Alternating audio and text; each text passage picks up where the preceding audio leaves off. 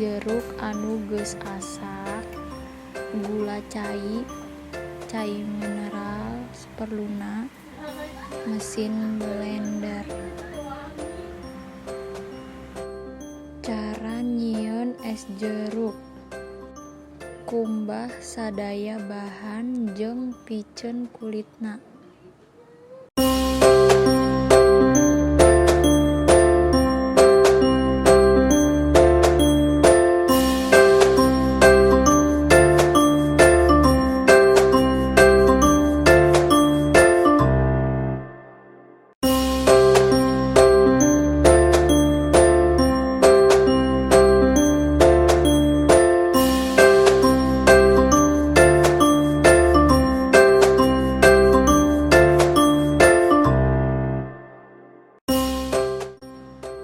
Campurkeun sadaya kana jero blender, teras proses nyampe halus.